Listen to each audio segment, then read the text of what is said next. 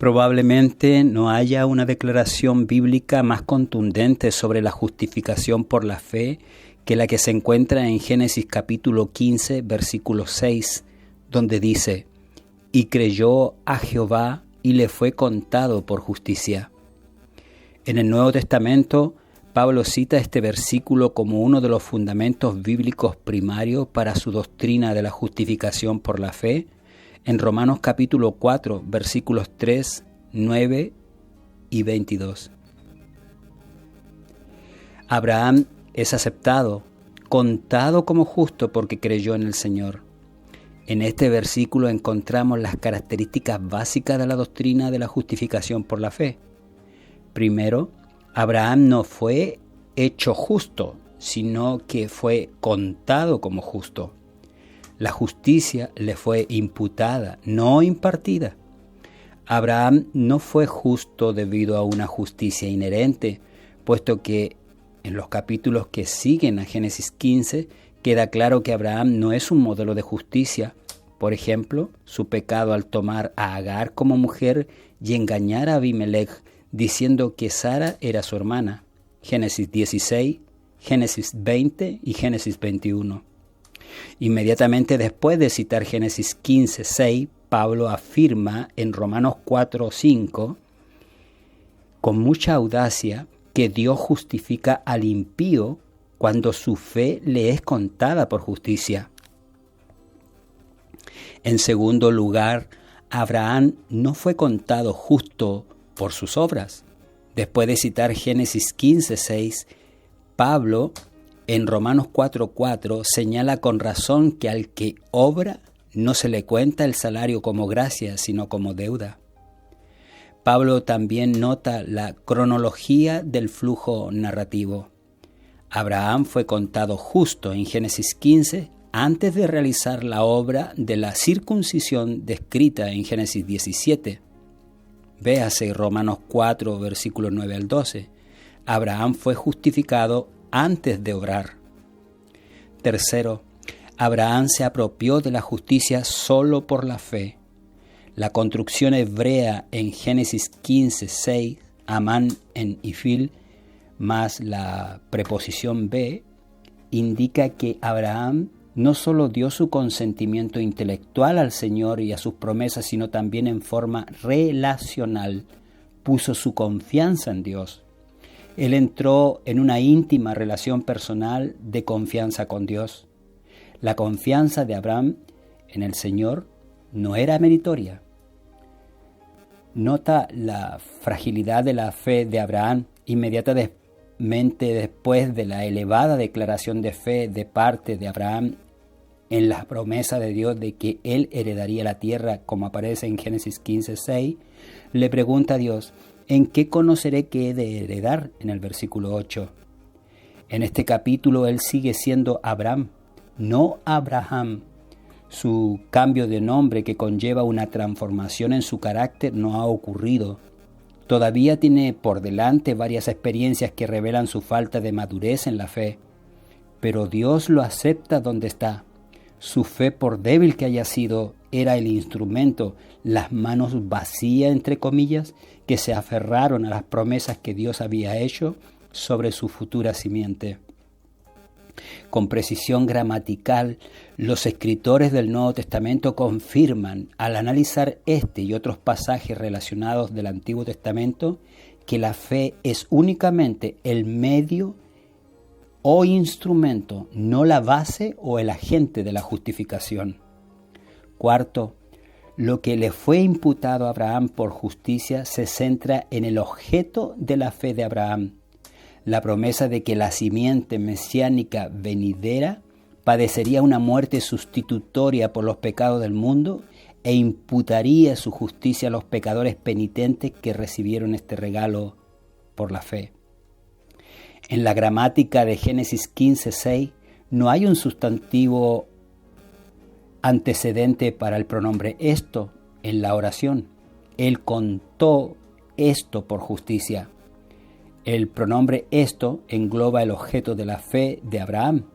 La promesa de la simiente, del hebreo será, mencionada en el versículo previo, Génesis 15:5, el cual según los capítulos anteriores de Génesis, tal como se ha visto previamente, incluye la muerte sustitutoria de la simiente mesiánica prometida en favor de la raza humana y la imputación de su justicia a los pecadores arrepentidos. Basada en el protoevangelio de Génesis 3, versículo 15 y 21, la promesa de la simiente venidera se extiende a lo largo de la narración del Génesis que tratan de la vida de Abraham y revela la base sobre la cual Dios puede contar la fe de Abraham como justicia. Esto ya está insinuado en Génesis 12:3, cuando dice: en ti serán benditas todas las familias de la tierra. Pero es más explícito en Génesis 15. Después de que Abraham creyera en el Señor y en sus promesas, Génesis 15:6, pero vacilara en su fe, en el versículo 8, Dios amablemente condescendió a entrar en un pacto con Abraham del tipo que se celebraba en aquellos días para que él pudiera entender el mensaje del Evangelio de la justificación en los símbolos de los sacrificios. Imaginemos una escena un poco repulsiva para nuestra mentalidad moderna, pero que encierra un significado muy profundo. Una ternera de 3 años, una cabra de 3 años, un carnero de 3 años, una tórtola y una paloma joven, todos mueren al contacto del cuchillo sacrificial. Los animales más grandes son cortados por la mitad y cada mitad es puesta junto a la otra, y las aves son dejadas enteras, colocadas una enfrente de la otra, con un espacio para que alguien pase a través de la fila de cadáveres emparejados. Los buitres bajan a comerse los cadáveres, pero Abraham los ahuyenta. El sol se pone, un profundo sueño se apodera del hombre que ha matado a los animales y ha separado sus partes. El sueño es seguido por un pavor y una gran penumbra. Todo es silencio y oscuridad. De repente, de la oscuridad aparece una olla humeante y una antorcha encendida. La olla de fuego y la antorcha pasan lentamente entre las piezas de los animales muertos. La ceremonia está completa. Mírala, por favor, en Génesis 15, versículo 9 al 18. ¿Qué significa todo esto? Moisés declara explícitamente en Génesis 15, 18 que en aquel día el Señor hizo un pacto del hebreo karat con Abraham. A lo largo de la Biblia, cuando se afirma que Dios hizo un pacto, la palabra hebrea es generalmente karat, que literalmente significa cortar. Esta expresión de cortar un pacto se refiere a la práctica común en los tiempos del antiguo cercano oriente, de hacer un pacto al cortar un sacrificio y caminar entre las partes del sacrificio. En Jeremías 34, versículos 18 y 19, encontramos una referencia a esta práctica todavía en uso en los días del mismo Jeremías. Dios dice a aquellos de Judá que violaron el pacto que hicieron con el Señor lo siguiente: y entregaré a los hombres que han transgredido mi pacto, que no han cumplido las palabras del pacto que hicieron delante de mí cuando cortaron karat en 2 el becerro y pasaron entre los pedazos a los oficiales de Judá, a los oficiales de Jerusalén, a los oficiales de la corte, a los sacerdotes y a todo el pueblo de la tierra que pasaron entre los pedazos del becerro. En los tratados del antiguo cercano oriente, cuando un suzerain o señor firmaba un tratado convenio con un vasallo, un sirviente, regularmente le hacía cortar un sacrificio y pasar a través de sus partes. Es importante que notemos lo que el vasallo estaba reconociendo al pasar a través de los pedazos del sacrificio. Hágase conmigo como se le hizo a este animal si soy infiel al pacto.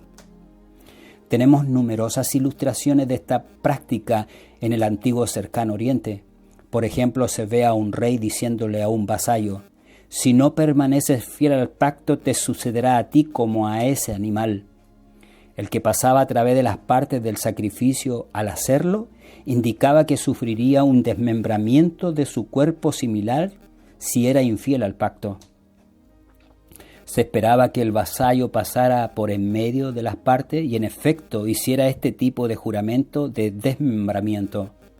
Nótese que en Jeremías 34 fue la gente la que pasó a través de los pedazos, pero en la ceremonia descrita en Génesis no se menciona que Abraham haya pasado a través de las partes del sacrificio.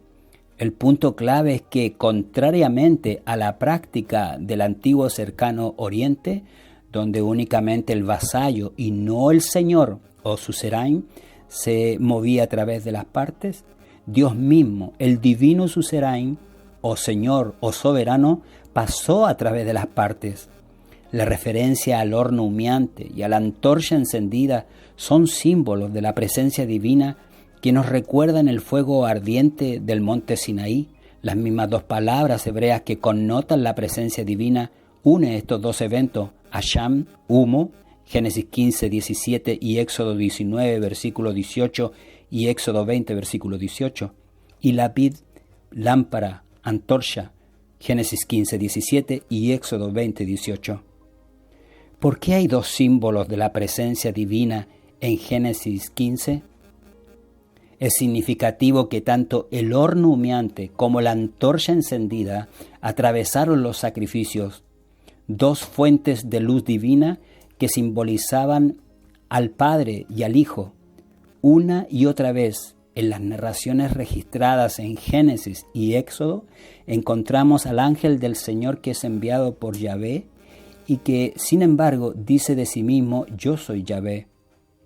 Se puede inferir la presencia de dos seres divinos de la deidad que toman parte activa en estas narraciones. Tanto el Padre como el Hijo aparecieron en el monte Sinaí y podemos concluir que ambos, el Padre y el Hijo, estuvieron presentes en la ceremonia del pacto con Abraham.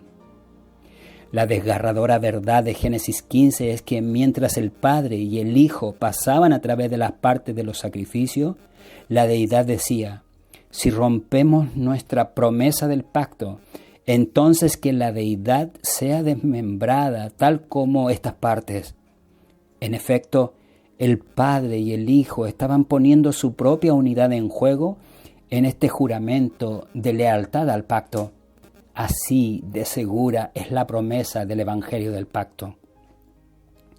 Lo aún más asombroso es que Abraham y sus descendientes rompieron el pacto y en vez de desmembrarlos, la deidad entró en su lugar y tomó las maldiciones del pacto sobre sí misma. Gálatas 3, versículos 10 al 13. La elección de los animales que Abraham iba a sacrificar es instructiva, ya que estos son los mismos animales que estaban en el corazón del sistema sacrificial levítico. Estos apuntan al sacrificio sustitutorio del Mesías que toma el lugar de nosotros los pecadores. El vínculo de Génesis 15 con el cántico del siervo de Isaías 53 se revela de una manera sorprendente. La palabra hebrea para los trozos cortados o separados de un animal sacrificado que la presencia divina atravesó en Génesis 15, 17 proviene de la raíz YZR, y esta raíz aparece de nuevo en la Biblia hebrea en un contexto sacrificial solo en Isaías 53:8.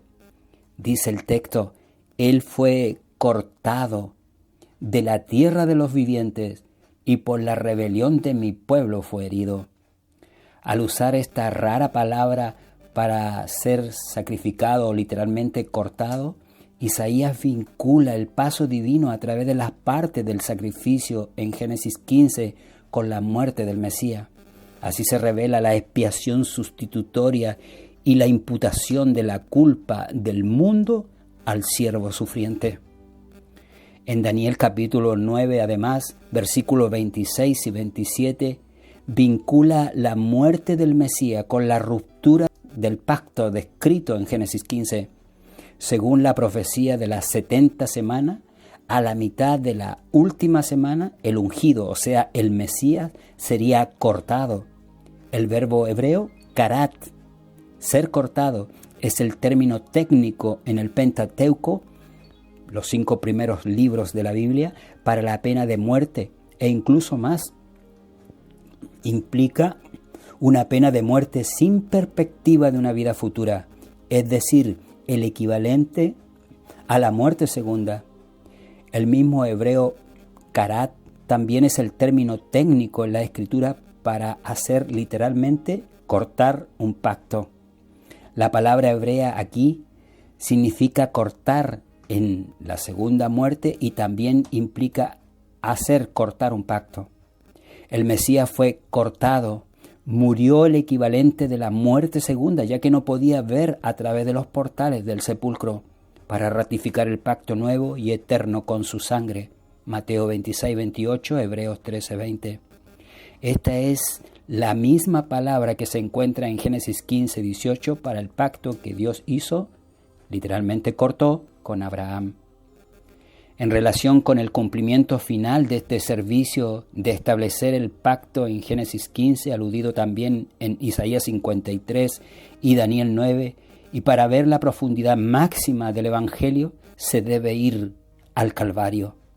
En la cruz escuchamos las palabras angustiantes de Jesús mientras toma sobre sí las maldiciones del pacto que nosotros merecíamos. Dice él: Dios mío, ¿por qué me has abandonado? Mateo 27, 46. A la luz del juramento implícito de autodesmembramiento de Dios en Génesis 15, este pacto toma un significado increíble.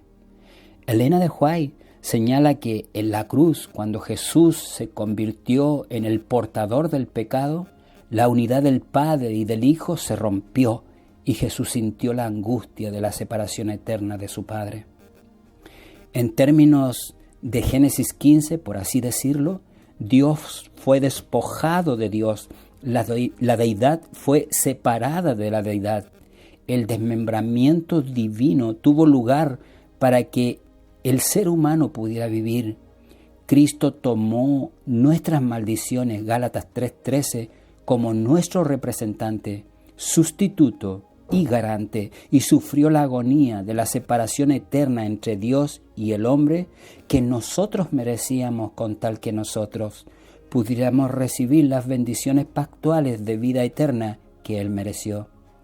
Ese es el corazón de la justificación por la fe, la culpa imputada del mundo puesta sobre Cristo y el don imputado de la justicia ofrecido a todos los pecadores arrepentidos que lo reciben con la mano desnuda de la fe. Así que en Génesis 15, cuando el Señor promete multiplicar la simiente de Abraham como las estrellas de los cielos y lo ilustra haciendo un pacto con Abraham, implícitamente en esa promesa pacto estaba la predicción de la simiente mesiánica de Génesis 3, 15 y 21. Cuando Abraham creyó en Dios y se le imputó la justicia divina, la fe de Abraham se aferró a la promesa de la venida del Mesías para llevar los pecados de la humanidad a través de la sustitución penal e imputar al creyente su justicia. Esto se hace aún más explícito en Génesis 22, un pasaje que veremos en la próxima presentación. Amén.